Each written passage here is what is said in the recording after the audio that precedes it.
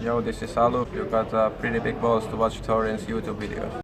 Right, after this, obviously, you made the move where Cloud9 also were having their own issues. You and Tarek go over to join up with Cloud9, and you make this team, which is the lineup, but basically, obviously, very soon in the story, wins the major. But even before that, like, pretty immediately, this team was just legit. Like, how did this mix work, though? Because one of the things I always found weird about that particular lineup is, this lineup on paper actually looks like, how are these roles going to work out? Like, first of all, who is the IGL, and who's going to do what? You know, like, it's a bit all over the place, right? So how is the understanding of this? Like, for example, with these first few months where you're having all these legit results, like win tier 2 lands, like semis and finals of like bigger lands, like what did the team already have its identity set? Was there like a wind up period? What was it like? It definitely was a wind up period. At first, when we first played, Stewie was calling, and yeah, it was not bad, but I think Stewie back then was a little emotional with when he got like things went wrong or someone didn't listen. And we thought that it might have been better if Tarek called and people to supplement Tarek with ideas, and he's the ultimate caller, you know? So after, I think Malmo was our first event, we kind of bummed out a bit. That was our first event ever after a couple weeks of practice. We got Tarek to call, and it actually worked out pretty well because Tarek's not like a super cerebral caller, but he has an idea of what he wants to do every round. And then people like Tim and Stu will supplement their ideas as well. So we have basically 3-4 guys at all times supplementing ideas to him, and he can just kind of choose what you want to do at a whim. So it's almost like he had 3 mini IGLs, you know, and not one big IGL. You think that'd be kind of hard because usually you want only one guy talking, but it actually worked out pretty well. Like guys like Tim Automatic, he talked a lot in the team, probably more than anybody, like in the freeze time and in the mid-round calling. So I think all those mixes, and we had me and Tyler Scudillo were kind of like the anchors or like the quieter guys. Like I still talked a lot, but there's so many people talking. There's only so much you can say. So we kind of did our own thing. It just worked out because there was always a flow of ideas going at all times.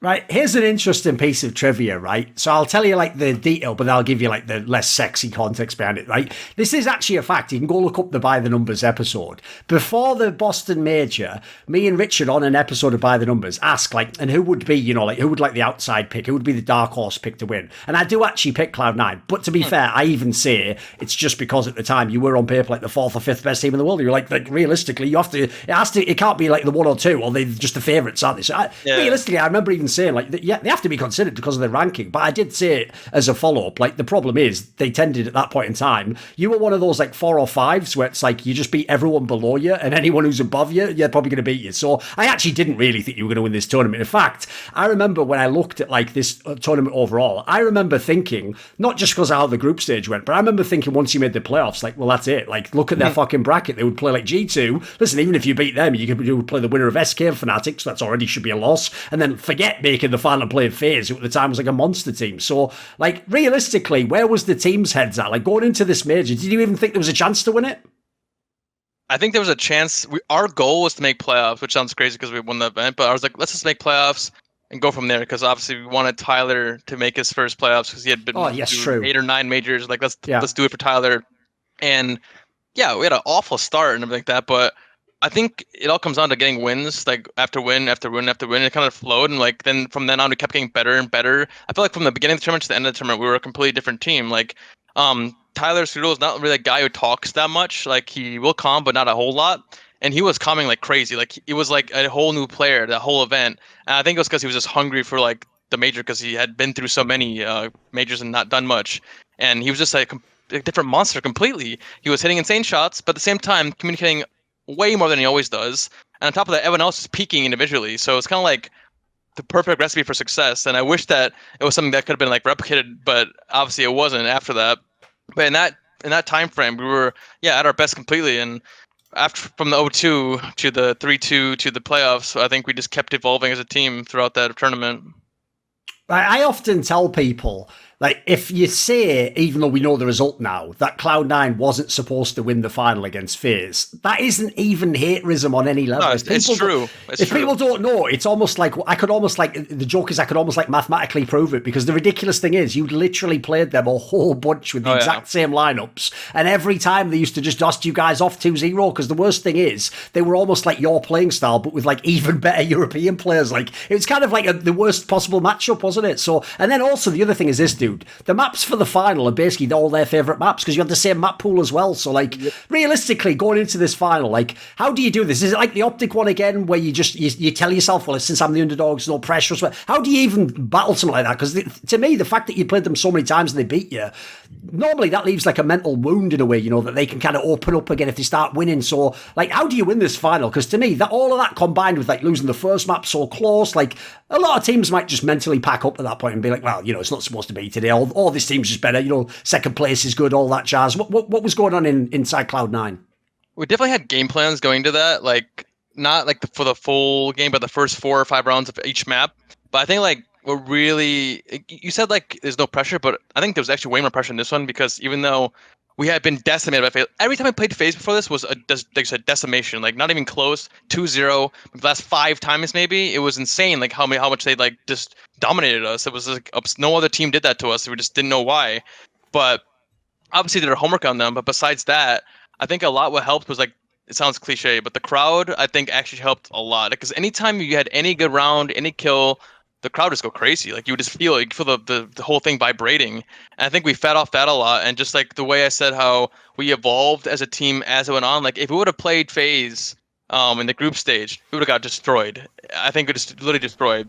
But I think over time we just learned how to play more together, talk more, all that stuff as literally in a 3-week span. So by the time we got to the final, like pinnacle of the tournament in the final, we were at our best. So no one was like down, like, oh, we gotta play FaZe, holy shit, like we lost 5 times, then we're just like, we're insane right now, let's do our thing. You know, that's literally the mentality we had. We didn't think about the like last 5 games we played with them. We just think about how we had been playing before this, and then we knew that we were literally at our best ever.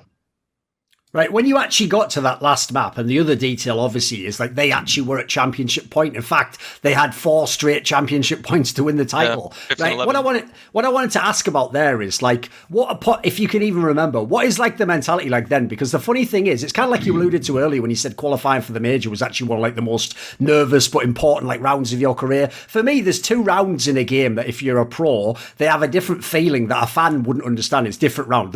It's the one where you're on map points, you can win the round, and you start thinking like, fuck, I win if they do it. And then the other one obviously is elimination point, where it's like, shit, if we blow this, like we lose the whole thing. Like you see people really react differently. Sometimes even each time they can react differently. What's it like in a scenario like this, where basically like, because as I say, it's one thing to be like an elimination point, but you also know I'm basically got 4 elimination points in a row. Like I've got to kind of pull a miracle out here. Like where do you actually get at in that scenario? Like was there even any sense of like, shit, this might be over? No one said anything about the scoreline. Believe it or not, everyone was just like completely just like, I think we were high on adrenaline or something because everyone was just focused. No one said anything. We did what we were supposed to do. We did like the rounds we had planned or we talked about, and they just worked. Like we didn't like say like, oh, like we gotta be careful. Like can't let them close it out. No one mentioned that whatsoever. Like even our coach didn't say like, what? Don't worry about the scoreline. We just played, and I think we played the Counter-Strike we set out to play, and it ended up working 4 rounds in a row. And then we got to overtime. That's when I said, like, holy fuck, like we just made the comeback. Like this is the time. Now we can actually win this. You know, that's when actually we set things even into a further gear when we got to overtime, and that's when there were some crazy ass rounds in those overtimes. Obviously, everyone knows, but there was a couple moments when like I think it seemed like we're out of it. Like when Stewie lost the clutch for Kerrigan, for example, like he got like a 4K and he could have aced the clutch to close it out, and it would have seemed like from miles fucking like it's over. Like they're mentally defeated. Yes. Like they're fucked. But like we just literally said, Stu, fuck that round. Like just forget about that round. We're gonna win this no matter what. And Stu like instantly got back into it because it looked like he was like this. And took his headset off and went down and everything. But he was back into it next round, even if it looked like he wasn't. Do you actually think, listen, I'll absolutely give credit to Cloud9. You guys played amazingly. And in these rounds, I can even remember all the iconic players. Stewie's round, obviously, like Tarek and OpTic had a bunch of crazy players. Skadoodle obviously was going off the whole game. But one thing I have to say is, from the outside, this is why I want to get the feeling of what it was like for a player in the server. From the outside, if I look on the FaZe side of this portion of like the championship points and the overtime, dude, they look like they got very tight. Because you have to remember, the story for them is, even though they're some of the most decorated players ever, 4 of those 5 players, they've been waiting their whole career to win a major. You know, they're all sort of probably thinking I'm supposed to win. You know, wow, I'm one more round to go. Like, do you actually think they did choke a bit? Yeah, 100%. I think like they had fully expected at 15-11, like we're gonna close this out. And then as the round went on and on, I'm sure they got, like I said, more tight and tight. Like, holy shit, it's getting close. Okay, it's overtime. Let's close on overtime. Okay, we're down 3-0 on overtime. What's happening? And like they're probably shook. Like you said, these players they they've been striving for this and they've been so close. Like, obviously, we've been striving our whole career, but we haven't been close to it, right? Not even close at all. And these guys have been close numerous times, like Guardian, 2 finals or whatever it was, or a couple finals in the major. Kerrigan been going for it his whole career. Olaf's the veteran who's already won majors, but still, like, these other guys, like, they're like, they need this, for like to cement them as legends in their careers, right? And I'm sure it got to them. I'm not sure what they would say themselves, but playing versus them, it definitely seemed like they crumbled a little bit under the pressure. And especially, they can say whatever they want, but I do think the crowd definitely affected it when they're like literally saying send them home. And as much as you can say you can't hear it, you can hear that shit 100%. Dude, Nico definitely looked like he could hear the Nico tilted, because he did look like he was tilted from them doing it. Like, yeah, I know what you mean. That's the sort of thing where, like, listen, as Rush says there, it doesn't matter what they say. Even if in an interview they're like, oh, it wasn't choke, it was just a loss, you know, like, listen, if I had the lie detector with the truth serum, I think they would admit they did. Right, here's the question, though. Dude, on the one hand, right, I feel like your career has this theme to it. Because on the one hand, right, you have this track record of incredible miracle runs and beating the best European teams and winning these amazing events out of nowhere, but never bloody lasts. Like, right afterwards, everyone has to fucking blow the team up for some reason. Like, dude, if the Stanislaw one was bad, the Stewie 2K one's pretty bad too, because here's the sick thing about that. Realistically, I've talked to him about this, I've talked to Jack about it, I've talked to the MIBR guys about it. Basically, it's like this. Even though your team wasn't doing great after the major, you know, you were just having some okay results, like, you still had the same pieces, you know, there was still a potential, and could have even maybe added pieces. Obviously, Skadoodle might have retired, you know, it could have been reworked. This team could have, you know, gone for another major. Because to me, one thing that sucks is, if you win the major, you got to at least try and defend it, for fuck's sake, you know. It's why I actually feel a bit salty that, like, Astralis broke up, for example. Like, I'll never get to see them just lose and know that, like, it was over and they weren't going to do another last dance and win another one, you know. So with this team especially, like, I've heard basically it wasn't as much that, like, Cloud9 sucks. It was more that, like, Stewie just, like, really thought this offer was too good. Like, I can't turn it down. I've got to go and play with, you know, Cold Zero and Fallen. I'm sure he was imagining, you know, I'm going to win more majors and eras and all sorts of jazz, you know. For your side, though, that's got to be pretty whack, right? When someone's just like, I'm leaving, guys. Like, you have to sort of, like, start over. Yeah, I don't hold it against Stewie, really, because he wanted to do what's best for his career, and that's what he thought was best at the time. Definitely was a little sudden, but I don't hold it against him at all. I do think that it would have been nice to see how that team would have went until at least the end of that season in the summer, because you never know, we could have bounced back easily, because the main reason he left is because we went to this WSG in China for 2 or 3 weeks, which is kind of brutal, or I think it's 2 weeks. And we honestly just fell short in all of our expectations because we went there to get an easy paycheck, right? Yes. 500K for first. That's insane. So we're like, let's get this money. Let's go get some confidence. Like, lose to Team 1 in this quarterfinals, so get like nothing out of it. And we went there for nothing. Like, super jet lag, super fucking annoyed. And then we're like, man, well, now what?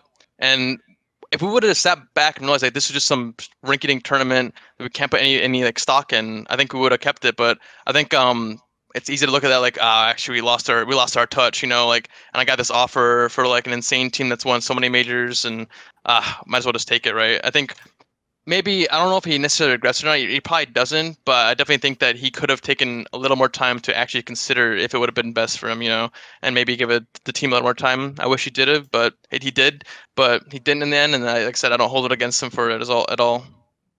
Because what's bizarre is then you got a similar scenario. So in the same way in OpTic, it was like Stanislaw left, and then you had this bomb-ass period, and then fucking Tarek just goes, but you went with him at least that time. This time around, it's the same thing. Stewie leaves. You have all these, like, just whatever results. And then, obviously, Tarek just fucks off again, doesn't he? Like, he just goes to the next team. So, right, in this particular period, I want to talk about the international version of Cloud9, this weird one where it was like people coming in and out. Because I actually do think, like, I know Jack pretty well from Cloud9. Like, he's even one that occasionally picked my brain about, you know, potential roster moves, what I'm doing with my team. And from some of the stories I heard about this particular lineup, the one with all the international players, dude, this is like so unlucky. People don't know. Because what people don't remember, Rush, is this.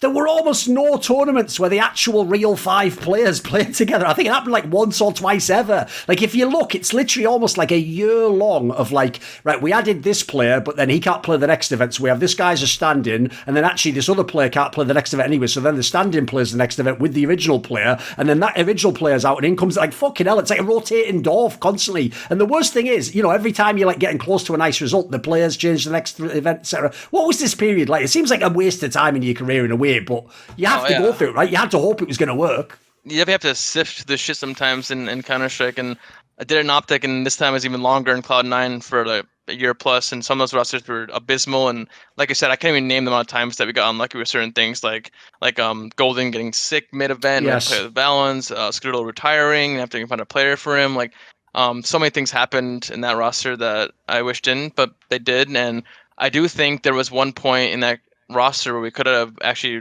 done something, as the Flusha, Keo, Zelsis roster with Yes. him. That roster actually felt like we had a lot of potential, and I think we could have made a better run at the IM Katowice Major. That was kind of like the last event we played as a team. We Yeah. could have also won versus FaZe at the ELEAGUE, I think Invitational was called. Yes. We Yes, for should have sure. beat them in the final. It was like some crazy rounds that Rain had that just brought him back from the dead, basically. So that, and then the major, except we lost to FaZe again in the IM Katowice Major to make the quarterfinals. Like, think about it, making quarterfinals with that roster, that's kind of absurd, actually, if you think about it. Like, or was it quarterfinals? No, maybe it was making, I don't remember what, maybe it was making playoffs. I don't remember, honestly. I think it was quarterfinals, so I think we got 9th, 12th in that event. So yeah, that event had the most potential, and then, like I said, and then Flush's mom just dies, like, out of nowhere. That's like, I Yes. couldn't believe he even played that event. Like, that was, I probably would have just went home, honestly. Yeah, fair And play. super respect to him for doing that, and I just can't believe that happened. And it just like goes and ties into the theme of like this Cloud9 roster was just cursed from the beginning, I guess. I don't know, ever since Yeah. Tarek and Stewie left. Even after that, to touch on another roster we had after that with KJB and Vice, that was forced. We didn't want to play, honestly, to be completely frank with you.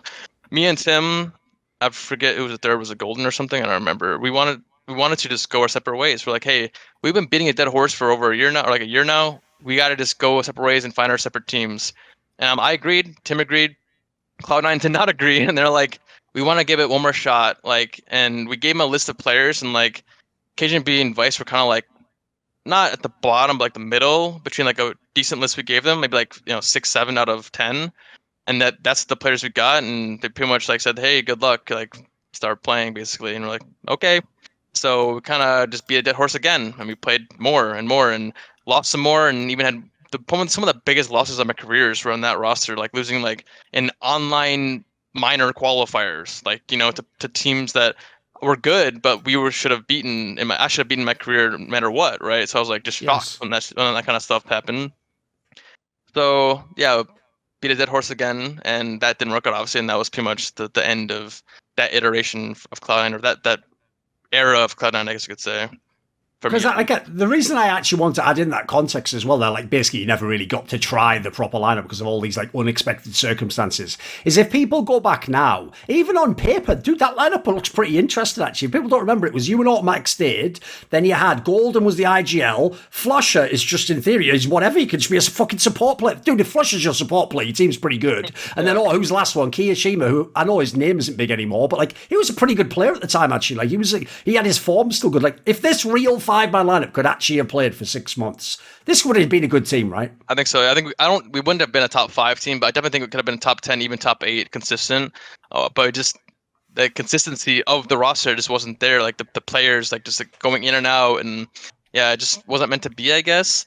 There actually was one point in that time, I think it was before or after, I think it was before we got KJB Vice, where we tried to get Alu and Sunny, and it was actually really close to happening. Like me, Tim, Alu, Sunny, and I believe Golden was the roster. So it's a very interesting roster, but that was really like close to happening. And at that time, I think Sunny was a very sought after player. Sure. He was benched on Mouse Sports, and he was like pretty expensive, but a lot of players or teams wanted him, but he was very indecisive in what he wanted to do. Like he told us like I'm in, blah blah blah, and then like a couple weeks later I'm out, and then he's in, he's out. It's like, then we're like, all right, it's not gonna happen. Right. After this team, one of the things I have to say, I noted before that in OpTic you had like an individual period that wasn't that great. To be fair, it was also when the team was going to shit and you didn't have a real 5-man lineup. It's like, it's the theme here, right? It feels like for Cloud9, it's a loaded question, but I'll ask anyway. You were obviously not in great individual form at the end of this team either, right? I mean, there's a reason why your stock meant you had to go to the complexity that no one knew would be good at the time, right? I can't imagine you had that many options, right? No, I think in the beginning of Cloud9, I was actually really good, when we were obviously doing well. It's easy to say. And then around when, I guess, Tarek left, when it kind of tapered off, and I had some good events, but generally speaking, it was pretty, like, rough for me from that point on. And then, yeah, and then I was also playing like shit. I think, like, the last event I played where I kind of knew I was on the maybe out, I played one of the best events I had, which is pretty funny. But Maybe that's because of the no pressure thing. But yeah, I think by the end I didn't have many offers. I think my main offer was like Chaos or something when I first left because there was like no good CS teams looking for players. But I didn't want to just jump on a decision like that and regret it later and get locked into a contract. So I waited for a bit. I think I waited like a month or two, and that's when the complexity offer came in. After I was gonna wait till after the Starlighter Major, obviously, because that's when a lot of teams are gonna make changes probably, and that's what happened. Teams bombed out and complexity bombed out, and Jason like reached out to me. So since you've had these periods in your career where you've had the individual slumps, like how do you describe, like, what is the approach to trying to get out of a slump? What do you do when you're in a slump? I mean, you seem like a guy who publicly, because you've been so honest about it, I think people worry, maybe you just get too bombed out by it or you focus on it too much. How have you gotten out of these slumps? Like, what makes it difficult when you're stuck in one? I mean, definitely, yeah, it's easy to focus on it and like look at what the fans say. And honestly, throughout my career, I haven't gotten that much hate. Even when I play bad, actually, there's been mostly support. So it's on me to like how I deal with that basically. But the main thing I do is just like realize like it could just be like I know I'm a good player. I know like the value I bring to a team. So I just gotta get past like whatever individual shit I'm getting. Because like when I think I'm slumping, I don't think about stats. I don't think about what I'm doing like stat wise. When I think I'm slumping, I think I'm missing easy kills or kills I would normally get or just doing dumb shit like that I wouldn't normally do. That's what I identify as a slump because it's hard to, as a fan, identify when someone's truly slumping because they can look at stats like, oh, that guy's playing bad, but they don't know what's behind playing bad. Maybe it's just like he's getting fucked. Maybe like if I'm entering and I got 5 times in a row and I'm 0-5, like I don't think like I'm in a slump. I think like, oh, things aren't working out in this particular strategy or this half. But if I'm playing CT side and they're coming to my site and I'm just have a guy in the back or something and I whiff on a kill, that's when I know it's like, whoa, like my individual skill is not that great. So then either I'll like change something small, like I want to change like my res ever, I want to change my crosshair ever. Sometimes I think the only change I made is like my my sensitivity, because for a while it was pretty high, and over time I lowered it, and I found it helped me a lot actually to secure kills better. That's like the only thing over the last 4 or 5 years I've changed was my sense from like 3.35 to down to like 2.2, what it's at now, and I've had that for quite some time now. But in terms of like actually getting out of the slump, I think you just got to play a lot of it individually, which I don't like to play FPL. If you probably noticed, like any fans noticed, like I just don't find it that much fun for me. Even though you probably will get better individually, like if I do play out of practice, I just play a lot of aimbots and a lot of like deathmatch and a lot of like retake servers. Like I know Twiz, for example, plays a lot of retake and execute servers, and that's what I do a lot too, actually, and it definitely improves me. But it can only do so much. So sometimes the slump just takes like time to get out of. Like honestly, just like maybe a week or two, and then you pop out of it. It's really strange how the brain works like that. Like you might just play bad for a week or two, and then instantly bounce back. But every player in the career has experienced it. Besides maybe like Simple, who has maybe experiences a slump from 1.4 to 1.3. That's a slump, exactly. So yeah. But it's really like all mental. I think it's not like you can't just like. As much as you want to play in a slump, it might even make it worse because you might just keep drilling it, like, and you're playing shit and shit and shit, and you're like, how do I get better? Like, I'm just shit. Like, I'm playing so much and I'm still playing bad. But sometimes it just takes time to get out of that, like a week or two, just like, and then you bounce back, and it all comes from yourself really within.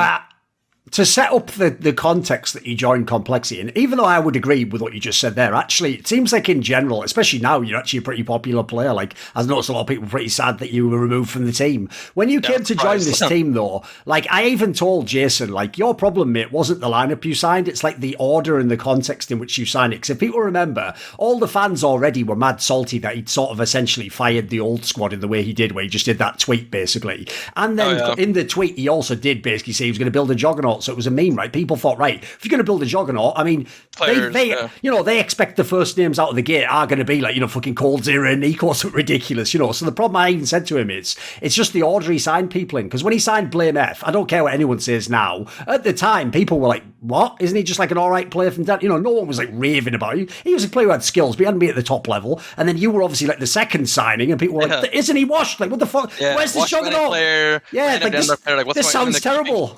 And they're keeping like at that time they kept Shazam and Warrior Death, and like they're like, what is happening? What is this a juggernaut or not? Like they were super confused at the time for sure. So what I want to know is on your end, like, what was the vision on your end? Like, did you know some of the other players that were going to come? Like, what was it initially that you just signed them one by one and you just trusted that this is going to work out? I was pretty in the dark, honestly, besides like the BlameF signing. Like I knew that me and BlameF were the only ones that are gonna get signed initially. But I did not know that they planned to like randomly cut Shazam and Def, because we actually put a lot of time into that roster with Shazam and Def. Like, believe it or not, like quite a bit. First couple of weeks we had a EPL. We played like 8 days in a row, like 10-hour days, like basically like every single day, and we actually made it the EPL playoffs because of that.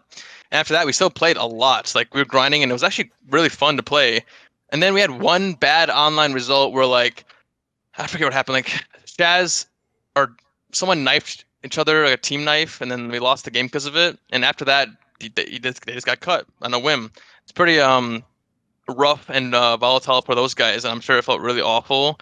But I guess from what I found out is that no matter what happened, not just that one game, they were probably going to get replaced regardless, because, like you said, Jason made that tweet and he wanted to create a brand new team, like a juggernaut of a team. So he wanted to get new players, and that was just the best time to do it. Maybe it wasn't the best way to do it, but eventually, yeah, we got Config and Poison. I didn't even know we were getting them until basically the day before they were signed. Right, when you even made this lineup, people will forget this context. All the online qualifiers you played at the end of the year and coming into the beginning, they were also just bombing all these. Like, there was loads of them where you just weren't making it start, or you made it to one land, it just never happened, you know, shit like that. Like, and then, because for example, if people don't remember, you were even like qualifying to the minor, but that didn't matter because then there was no minor because we all went online. But then you got this crazy thing where, because all the fans already have made like Juggernaut as a meme, and, you know, they think this lineup isn't that good and just like hasn't made a great team. When it fails all the time online, it just makes the story even better when you went to that blast though. Because when you went to this blast, in that group stage, dude, you had like the fucking group of death. You had Astralis, on paper the best team in the world. You had the Na'Vi Simple lineup, and then you had the third team, the other team's fucking Vitality, who just won like the last big event of the year and was one of the top teams. Like, on paper, if you're a normal team, you're not supposed to get out of this group, but especially if you're the team that online everyone thinks sucks. Like, coming into this group stage, how did the team come in? Because it seems like the team didn't get affected by it at all. You really did have like the beginner's mind, like a fresh mind to the game here. No one did seem worried about all the pressure and all this shit. Like, people looked very loose at this LAN. Oh, we were super pumped to play because we hadn't played a LAN in, I mean, ever. The only LAN we played was I played the EPL, but that was with Shaz and Def, so it wasn't with the other guys. So this was our first big LAN event, and we had a lot to prove. And we were super, super pumped to play European teams because we had been in a NA all the time. So yeah, we were all excited and yeah, excited to prove. Everyone had something to prove, right? To a certain extent, for their career. Like me, the guy who was like, washed up in A Pro, was coming back to the scene. BlameF, like the fresh Danish upcoming IGL. Config, the resurgence of his career. Poison, like the opera that normally knew about, but it was insane. And then Obo, obviously the young fragger, right?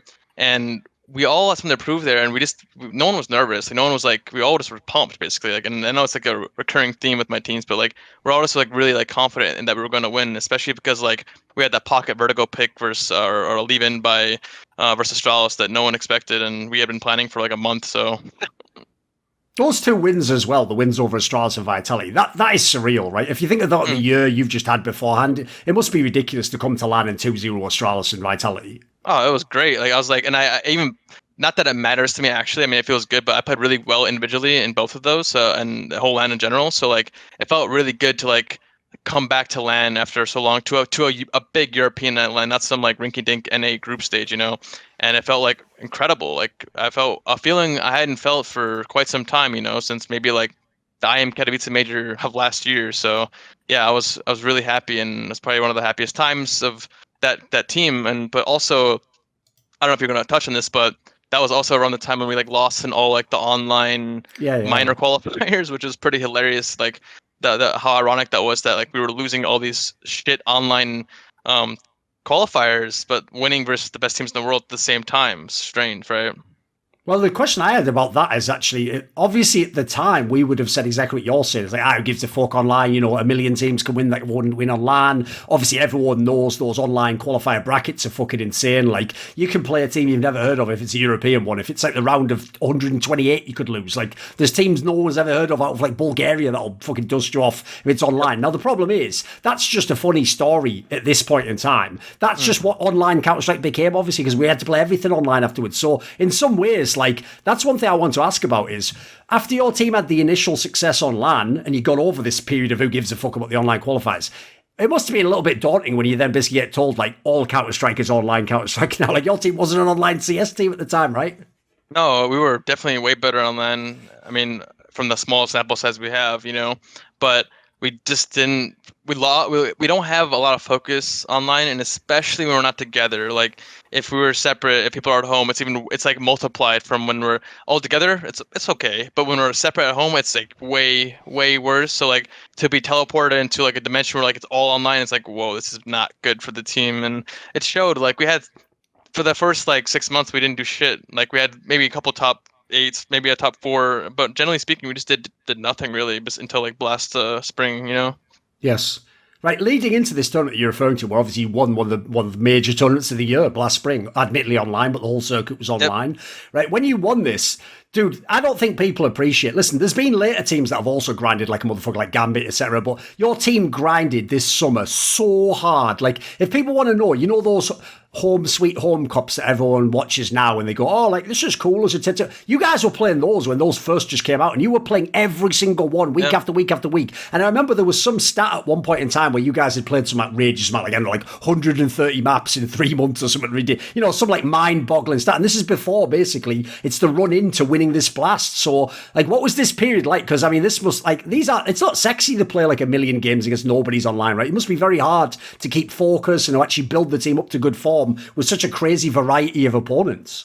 Yeah, it definitely was intense on us and like our analysts and our coach because they had an anti-strat like every day basically because every day was a new tournament and it was pretty funny. But we definitely made decent money playing these tournaments because we won like 4 of those home sweet homes. But I think the real benefit came from just playing matches and getting so used to playing matches that it was like playing a practice. Like so by the time we actually got to the matches that mattered way more, like it was just like oh, now they're in the office, another match, let's go. So and we know what to do the enter strat, do the game plan, we're good to go. Whereas like if you just like kind of sit around and practice all the time and only play the big tournaments, when the big tournaments come around, there's this big pressure behind it. Like now's the day, like we got the match, we gotta show up. Whereas like I said, if you just have matches all the time, it's just like you're just playing, right? Give me the story then of this Blast finals then. What happened in this tournament? Because again, if people don't know, like the format that Blast has basically means that for a tournament like this, which is the grand finals of the season, you're going to basically have the best teams in the world there. Like, it's going to be rare that some team's missing. So like this was a fucking loaded playoff. And if people don't know, do this double a limb, best of 3. So like it's not like you can just fluke it. Like this has to be legit if you look at the teams you beat. Yep, it was OG, FaZe, or Navi for FaZe? Navi. Navi, FaZe, and then Vitality. So at the time, those teams are really good. Like honestly, Sure. like FaZe, Navi, Vitality. Not saying OG's bad or like that, but the other 3 were just insane at the time. Like top 5 for sure, top 6. So we just like you said, we had been playing so much that like we knew that we could easily win any tournament at this point in time because we were so just in the grind. Like me and Obo were in Serbia for a month or a month and a half, I think, because we had stayed in Denmark after COVID hit for 3 months, and the limit of staying in Denmark as a tourist or on a tourist visa is 3 months, and then you have to leave. So we had to leave. I'm like, where are we gonna go? I was like, only place we can go is Serbia. So me and Obo went to Serbia for a month and a half, and we just grinded every day basically there. Lived out of a hotel and just pretty much spent the whole day at the office, and then we just played a lot of practice, and when Blast came around, we were just all on point, and we all just played really well. It's the same story over and over when I say I win a tournament is like we're all on point, but it's kind of what happens, and it's kind of bittersweet that like I always have these moments where like a team is like peaking and doing well, but it seems like we can't always like replicate that going forward after the team because it's the same thing with OpTic and Cloud9 and this team. Like Cloud9, for example, we won the major and we had a second place at CS Summit after that, which is decent. But after that, we just fell off. And OpTic, same thing. Like we had the ELEAGUE, we did really well, and then we won the event and we fell off after that. This team, we won Blast Premier. Right after that, we kind of fell off. So it's not like I'm not complaining about winning tournaments, but it just sucks that it seems like it's a recurring theme with my career that like it always like tapers off after, and it's not like the Astralis, that liquid consistency that comes with winning a tournament, which definitely sucks. But it's just me complaining about winning tournaments, but it is like you wish for more always, when you're a competitor. Sure. So, but yeah, with the Blast Premier, it honestly didn't feel that hard. It sounds weird, like until the final, like. I'm not sure what the score lines were. It might have been 2-0s each time. I'm not 100% certain. I could be wrong on that. But I know that the first 3 matches didn't feel hard at all. It didn't feel like we were grinding for them. It just felt like we were all on and we just like, we're going to win this thing. And the Vitality came around and that was a brutal one because we lost the first map 16-3 or something on Vertigo. and we were shocked. We're like, wow, we're just gonna get destroyed this final, and just 2-0, 0-2 instantly. What's happening? And then thankfully we came back in the next two, and Nuke, I think BlameF had like a 150 ADR CT side or something crazy. So it seems like another recurring theme is having someone pop off in the final for me. Thank fuck. But it was a really great career win. But I don't consider it like a top 3 or top 4 win because it was online. Like, Yeah, fair enough. it was just like, it felt awesome because like the best feeling about it was that the work and culmination of all the work in that season like led to this moment, because that was the end of the season, right? So all of the hours, all this like spending time away from home, living in hotels, kind of built up to this moment, and it really paid off. And that kind of like was a flood of emotions for me. That's why it meant so much for me, like more so than the actual like prestige of winning this online event, which I don't think it was great, but it doesn't mean that much, and it pales in comparison to like the other wins I've had in the past, I think. I mean, if we look at this set of wins and we add some of the past ones as well, the other thing about some of the massive wins in your career is it always comes in tournaments where you have to beat the absolute best teams in the world. You're not just getting like, the easy bracket and then you just fluke the win and it's some shit team you play. You're playing against the players like fucking Device, Nico, Simple, like Zebu. Like I'm running down like like the all-time great list, Like, so in this scenario, right, I always say to fans, one of the things that actually makes like the absolute best players so dominant is they're not just the best players. There's an intimidation factor. Like people see the fucking name in the kill feed, they're killing your teammates, or they do a signature play, some impossible no-scope from Simple, or some fucker like Flusher just does some impossible 1v3. In the back of your mind, you are just thinking like, fuck, that's Simple. Like the part of you knows you're not supposed to win. Since your teams have had so much success over the years against these amazing players, what type of mentality do you think you have to have if you're an underdog like that? Because part of you must know you're the underdog. You know who Simple is. You know how good these players are. You surely don't think I'm actually going to straight up just be better than them. So how do you mentally have to condition yourself to actually have a chance against people like this and not just kind of lose before the game starts? You have to accept that there's another player in the server, and that like it is a team game. As much as like a Simple can carry, like they still have to like play as a team. And if you just like to play your game, like they can't just win the game by themselves. And also you have to have that confidence to peek him like it was any other player. Like you can't be like, there are times in the past my old teams where like someone really insane to be alive and like, don't peek him, he's alive, like that guy's alive. Like sure. And it even happens to this day with like Zywoo or something like that. Like it's Zywoo, careful, like it always happens. But if you have the mentality going into a match, like you're just not gonna win, because then you already lack that confidence to peek a player, like, and he's gonna easily just like outgun you and just win based on confidence alone. So you go in that match thinking he's just another player like in the team, and as long as you do your shit and you all play well together, you're gonna win no matter what. But like, yeah, I remember there's plenty of times where like I know a Simple like around the corner, I'm like, I'm just gonna peek him, like I have to, like I'm not gonna like back up and be scared, like, because if you kill him and like you out aim him, it's like you feel insane. Like I just out aimed the best player in the world or whatever it was, and then he'd get to be like, what the fuck? This guy just like, what is he doing? Like, he just out aimed me, like what? It sets a precedent for that match. But if you like back up and hide in a corner and like he's gonna be like, this guy's shit, I'm just gonna fuck him. Like that's an example of like setting the stage for that match, and I think that actually matters a lot early on in a match or a BO3. So obviously one of the players in this lineup of complexity that everyone has been very impressed by is actually BlameF, ironically, even though he was the first signing. And like I told you, the fans were sort of making it seem like it wasn't that good. Basically, the entire time he's been in complexity, he has maintained like ridiculous numbers while being the IGL. So here's the question I have to ask, and it's going to sound like a douchebag way to ask the question, because it's just logical I have to ask this. If someone has monster individual numbers as the IGL, I have to ask the question, how good is he actually as an IGL? His strength as an IGL is the time he puts in. I think he really always comes with new stuff, new strats, new grenades, new everything, new setups. But I think his weakness comes from the mid round. I do think he's a guy who likes to focus on his own crosshair and what he's doing. So he struggles in the mid round scenarios, which is fine. And I think that's one of the main reasons that they wanted to change, because they wanted more help mid round. And I'm not the greatest at doing that, honestly. I'm also like a guy who I'm focused on entering, or I'm focused on my own crosshair a lot. So it's kind of hard for me to do that sometimes. And honestly, I'm also micromanaging my teammates a lot, like helping them remember things and like make sure they're not going to the wrong place. And that's like a cop-out excuse, but I think they're looking for someone that wants to help more, because he honestly struggles a lot with the mid game, which it sucks. But I think maybe over time in his career he'll get better. But I do think he's a player who will benefit more being a player than an IGL. Like if you were to play under a player like Kerrigan, who could just say everything what everyone should do, he would be much better, even better now than he is individually now, I think. And believe it or not. Sure. I mean, that's something a lot of people wonder about, I'm certain, is, what if he just becomes a star player, right? Well, I do think like a lot of his stats are like not necessarily inflated, but the team is really based around him pretty much. Like not fully, but we kind of like give him whatever he wants to do, and no one says anything. He just kind of literally does whatever he wants in both sides. He's not like he plays like an idiot by any means, but he gets away with things that other people might not get away with because he's the IGL and he puts the most work in, and that's just how it is. And so I think his stats are a little inflated because of that, but it's not like it takes away from how good he is. He's still a really good player.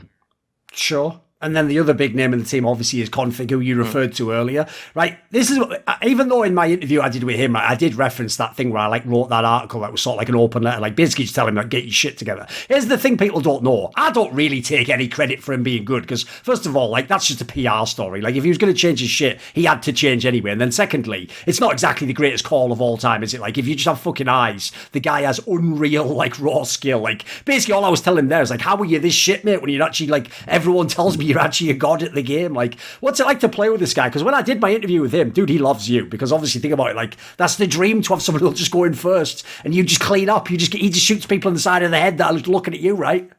Optic's a baller. He's literally like if I could put one word, it's a baller. Like he's like such an insane fragger with this like such insane confidence and also such insane game sense. Like he's also like from what I remember him as like in the old like OpTic and old teams where he would do this like such risky big dig plays, like pulling out the knife in North in the major qualifier. Remember that where he like knifed someone when he could have easily lost the round and lost the game.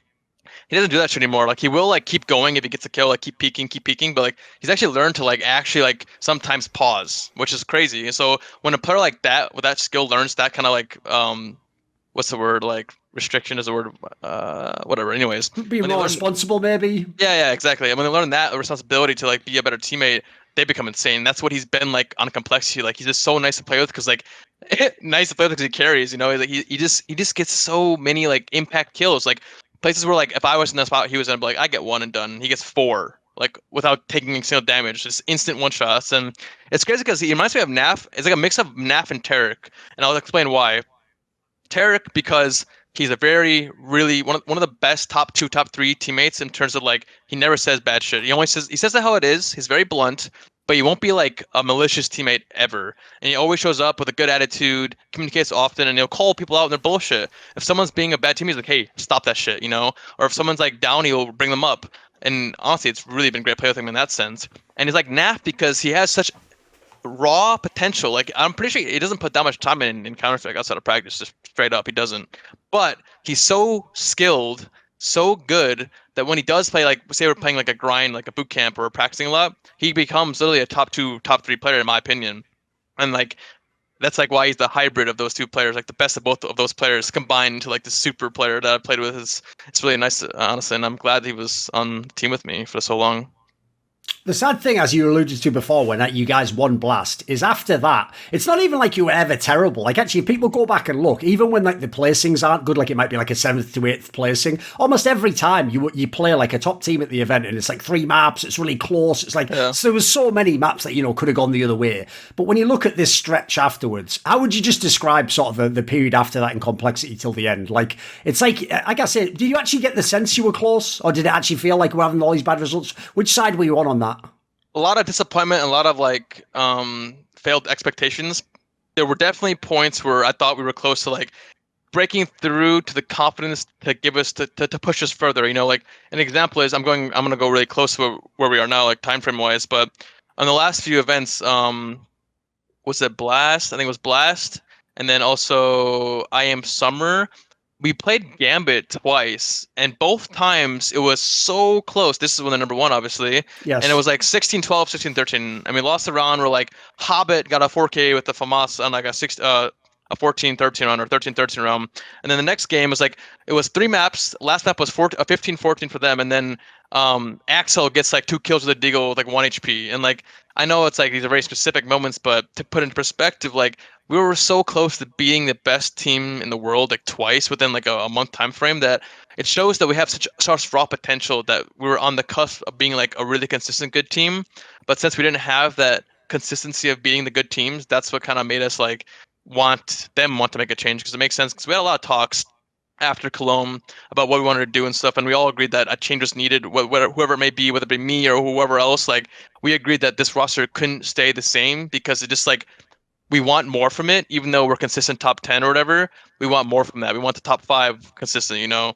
And that's kind of like why they made the change, which I completely agree with, honestly. Whether it be me or someone else, something had to change. But also, I do think what really screwed us for a time was we didn't touch on it at all, is the Oboe leaving and then playing with Right. stand-ins and then Poison getting injured. So there was like a 5-month time frame where like it was just like another shit show for me until basically earlier this year. And then it finally got a little more stable for the rest of the year. So when we finally got stable in the stability in the roster, that was the time to like, all right, now's the time to grind. Now's the time to like show who we are. And we didn't really do much, even though we got close. Like I said, we didn't really like win events or get finals. So I think that showed like maybe we do need to change, because we finally had a time where we had a consistent roster with JKS as a fresh addition, and we didn't show a good showings, you know. I want to actually talk about that one move, the JKS, the complexity move, because this is a rough one in the sense that, like, first of all, generally, you can go look at the numbers. He never really was like the player people thought he was going to be. But on the paper, that actually, I listen, I was wrong, but I actually thought that was a great move. I remember thinking, like, dude, this could even work like role for role. Plus, I looked at his game. He was always a really good player in that past team. Like, he was basically the player in the 100 Thieves squad, right? And he was usually pretty consistent. I remember thinking, this is the last piece they need. You know, this is that, like, one last move that, you know, gives you the firepower where you go to the real top 5 level. You can really like head to head with these monsters. But something about that move didn't vibe. Like, what is it from your perspective? Like, what didn't work out with JKS, if indeed you agree?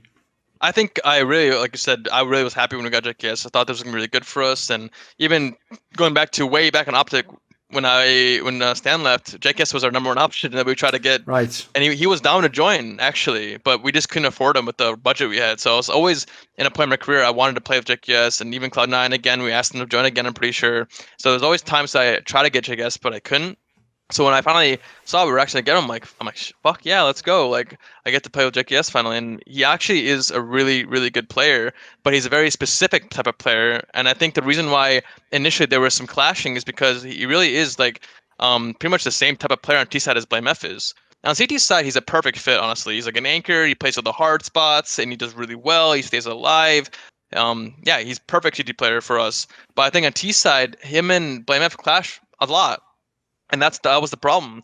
And it's because not between them two, they're not really willing to go first or even second at that point, which is kind of brutal. JKS got better at that, but I know BlameF is the player he is, and the player he is he goes kind of last and he goes behind. And JKS did that a lot for his team on 100 Thieves. So initially it's really hard to break that mold for him, to change him into the player we needed him to be, which is like a third guy, you know, maybe even go second if you have to, which he's never really done before. So we had to change him into the player he is now, which is actually, he got a lot better at doing what we wanted him to do for us. But that was the initial barrier between him and the team, was the conflicting styles on T side, and I do think it affected us quite a bit in the beginning. And we had quite a bit of talks about how we can change it, and yeah, it worked out somewhat in the end. But I still think it's a work in progress, even for them now. Even though, as you say, after Cologne, you're sort of at peace with the move, like something needed to happen. If it was you, it's you, whatever. And obviously, it goes without saying, everyone who's good in the online period has sort of been robbed of a year or so of their career. Like, you know, people like Simple could have won a major, who the fuck knows, right? Everyone has the whole what if. But for you especially, the circumstances of getting caught or benched in that way seem a bit brutal, in the sense that you only ever played 3 fucking lands with this team, and one of them started off awesome, didn't it? Like, you'd at least want to get a few under your belt, like, you know, get like 3 or 4, or play the major or something, and then you're done, right? That part has to suck. I will say there was points in this like COVID time where I kind of wanted to leave the team, honestly, mainly because of like I was getting really drained mentally, like living in hotels, and because they had issues figuring out visas for me in these countries I was living in, so I couldn't get an apartment of my own. That's why I lived in hotels, and it's really like some of them are small, even though there are nice areas, like nice areas in London and stuff. If so, like I was living in like a hovel in a lockdown, so like I was losing my mind a bit in that sense. So there was times like, man, I should just go home. Like, I can't like do this anymore. But like you said, the main driving force was, man, I can't wait to go back to LAN. Like, I can't wait to travel. That's gonna like motivate me so much. And I'm gonna be in such a good mind space. So like, go back to Cologne, even though it wasn't like a full LAN, it still was like, yes, back to LAN. Fuck yeah, you know. And then, yeah, it's kind of bittersweet that not even bittersweet, it's just bitter that all of a sudden, like, yeah, you can't play any more LANs. Like, you've been waiting this whole time, and now it's like that's the last LAN. Like, at least with this team, you know. So definitely brutal, but it's not like it's gonna be normalized anytime soon. Maybe not till like next spring or winter because True. they already said EPL is gonna be online. I mean, it is online, so Yes. it's not like I'm missing out on anything right now, particularly. Right, if people have been listening to the themes in this interview, you've had many other times where a team dipped, you didn't maybe always have the highest stock, you went to another team, you reinvented yourself, you rediscovered top form, you're at the top again. Are we going to see Rush do it again in CSGO? Like, if you had your choice as of today, if people are watching, would you play Counter-Strike again? Would you try and join another NA team? Would you go to a European team? Are you considering, listen, I have to ask the question, are you considering something like Valorant or another game? Do you retire entirely? Are any of these options at the moment kind of standing out? Well, for one, I'm not gonna retire because competing is just like I'll always compete when I feel like I can actually compete at a decent level. Like I know I'm a realistic person. Like I said, when Cole benched me, I'm like that's reasonable, you know. So I'm at the point in my career where I know I can still play. And whether it be Counter Strike or Valorant, I have been playing Valorant casually to see if I like the game because honestly I haven't played the game at all before this break I've had. So I'm not when I got benched, I put a post out, not even saying looking for offers. I just put a post out saying I'm benched, you know. And I already got Valorant offers. I haven't played the game at all, so I was like, I can't do that for sure because I haven't even played the game, right? So in this break, I've kind of been like sitting back and deciding what I want to do because I do have one good CS offer that I'm considering a lot, but I also have Valorant offers, so I'm in between a decision. I'm not gonna say I'm set in either one. I'm pretty 50-50 on it, honestly, if I'm gonna be completely transparent. So it would be I'd be lying if I said I had a huge fire to play Counter Strike still. Like I do love the game, but unless it's in the right team, I won't just have this like lit fire, like let's go, like I'm gonna make it work. Like if I join a team that I have a lot of faith in that can do big things, I think I would definitely like be like willing to go back to Europe for however long it takes, you know, do whatever I have to do. But if I join a team that I don't have a ton of faith in, then I think it won't be good for me mentally because I won't be mentally fully in it. So at that point, if I don't get a team I'm fully vested into, I'll probably just end up switching to Valorant, honestly, because I played it and it's a decent game, and there's a lot for me to learn in a new game. Obviously, you have to learn so much more than you would in Counter Strike because I know so much about Counter Strike. I've been playing it for God knows 9 years, 8 years now. So if I were to switch, I would have to learn so much and play so much. But with Counter Strike, it's kind of like I just got to make sure I find a elite team that can mesh with and like but if I join like maybe like some NA team that isn't like Liquid or EG, for example, then I don't know if I would be like fully like into it, for example. So it's really I have to be true to myself and what I think is best for me and what's best for the team I'm joining, right?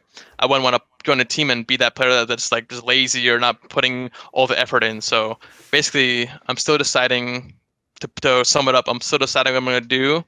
I'm on the fence, but yeah, I just have to wait and see in the next few weeks because I can't sit around forever. But I'm definitely still playing and grinding games to see what I want to do, basically. Right, obviously, if for some reason this was the end of the CS portion of your pro career, like you had some incredible performances. Like obviously, you did win an MVP of a big tier one LAN. You won a big tier one LAN. You won a major. You had all these wins over like top European teams, the best players in the world. Like, do you actually have in Counter Strike? Do you have any like set goals that you still want? Do you have something that you would like? Like, it could even just be something like become a top player again. Do you have something that is in the back of your mind still in CS? These days, my goal isn't to become like a top 20 player in the world because I know it's the roles that I will be given in any team. It's pretty impossible to do that. I'd have to be like insane individual performances back to back because it's just impossible to do it with the roles that I would be given on the teams I would join. But I'd say like goal wise, if in Counter Strike, it would just be to make the playoff of a major in front of a crowd again because the big thing about Counter Strike is like you can't compare feeling the world and playing in front of a crowd at a big event with all the stakes on the line. So like I'll be really sad if I can't go to the Stockholm major. If it is in Stockholm still, I'm not sure what's going on there. But if that major is in front of a crowd with 2 million on the line, with like all these teams been grinding for the last 2 years to play this event, like that is like gonna be the pinnacle of like Counter Strike. So that would be a goal of mine. Is like just to play in a major in front of a crowd again and just like make a deep run if I can, because there's nothing in the world that compares to that really. Right, at the end of this interview, do you have like a final message or is there someone maybe you want to thank or say hello to? Just thanks to the fans, because I do think like there are times when I've been attacked by fans, but generally speaking, you guys have always been behind me, and especially when I left Complexity or got benched in Complexity, I got a very big outpouring of support. So I just really appreciate that, and it means more than you think. Even if I don't post that much on social medias, I read pretty much most of it. So I just want to say I really appreciate it, and it means a lot. And I'll always remember the fans I had in Counter-Strike if I ever do switch or leave. This video was kindly supported by Chris with a K, Lager15, Matt Pugnatio Ragcooler, Shenlong, Travis Goff, Wisetown, Zachary Carter, Zach Smid, Adam Oaks, Alexander Rao, Animosity, Butt Pounder 420, Chris, Eric Hillestad, Hades, J Dobbs, Jensen Gore, John Shelton, Joseph Ginsberg, Kovacevic, Tobias Bernasconi, Zumba, Zyrathenia, and a special thanks goes out to both Jerky's Minion and Joshua Gardner. Would you like to suggest a topic or a guest for my content? Maybe you want to ask one of those questions for my video AMA. Do you want teasers? Find out who the guests are for my upcoming shows. Maybe you even want to be a nerd having a long 2 or 3 hour discussion with me about anything on one of those video discussions. Well, if so, put your money where your mouth is. Join the Skrilluminati today via the Patreon link in the description box below.